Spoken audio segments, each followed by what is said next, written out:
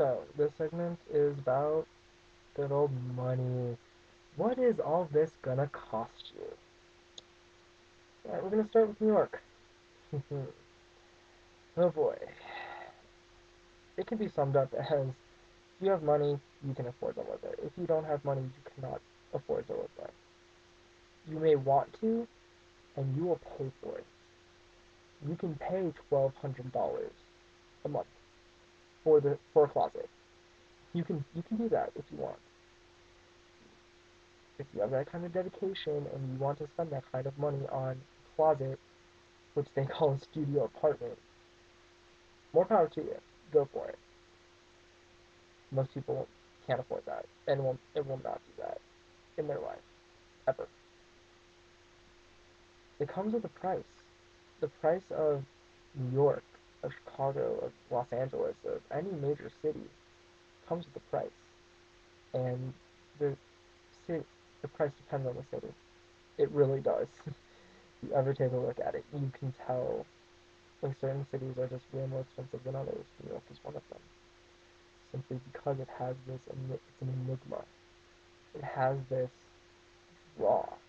I've never been able to understand it. Most people never will, but it has a certain draw and intrigue about it. But all that intrigue and draw comes at a price, a very high price.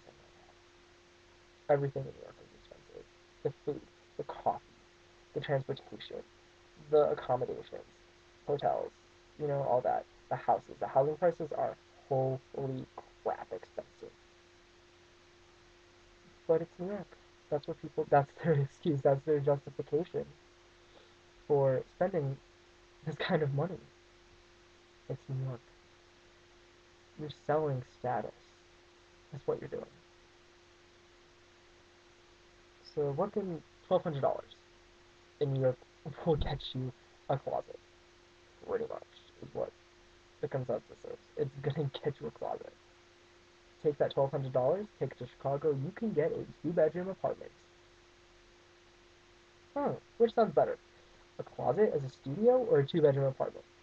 Two-bedroom apartment. Personally, I go for that. With two bathrooms. You can do that in Chicago. You have the opportunity to live fairly close to the center, maybe one or two neighborhoods above the loop. So River North and Streeterville, or possibly going into Gold Coast. You can get something that you can live in Chicago and actually afford it. You can afford your food. You can afford your transportation, which I would still not suggest a car. Take public transportation wherever you can. And you can hop on the L and be down in the loop. You can take public transportation a lot of places to do your grocery shopping, to go to a show, to go to the airport even, which is very nice.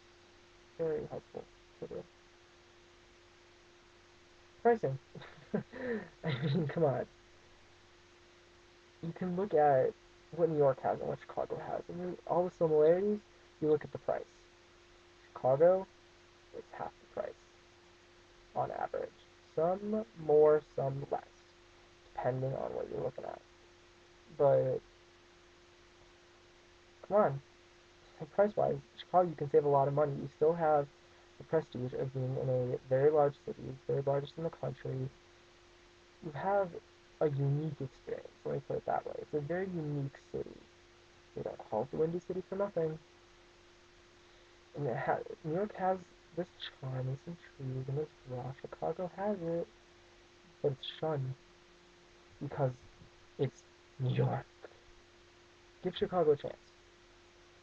That's all I'm asking. Give Chicago a chance. Go there, experience it, draw your own conclusion. But if you're going to make a decision solely based on price, Chicago is your clear winner. Because you can get stuff there that New York does not have. And frankly, it's better. Frankly, in some cases, it's better than New York. Because it's easier to access certain things. It's easier to get tickets to a Broadway show. They come to Chicago all the time. Chicago's a very big theater district. It has a lot of theaters, like there's like Broadway, theater district, and then you can go to LA if you want. we like our theater and stuff like that. You can also get the tickets at usually about quarter to half the price of New York. That's right, in your city, and you still get the same experience. Hmm. If you have the money, pretty much you can go to New York. If you don't have the money, you go to Chicago. Like, it's that simple. Fiscally, I'm not an accountant, but if I can get a two-bedroom apartment with two bathrooms for $1,200 a month versus a studio, I'm gonna go for the two bedroom, two bath. So I can get more for my money, get more bang for my buck. That's the bottom line. Because let's be honest, we're not all millionaires. You spend your money how you like, but be smart about it. Just don't throw it away.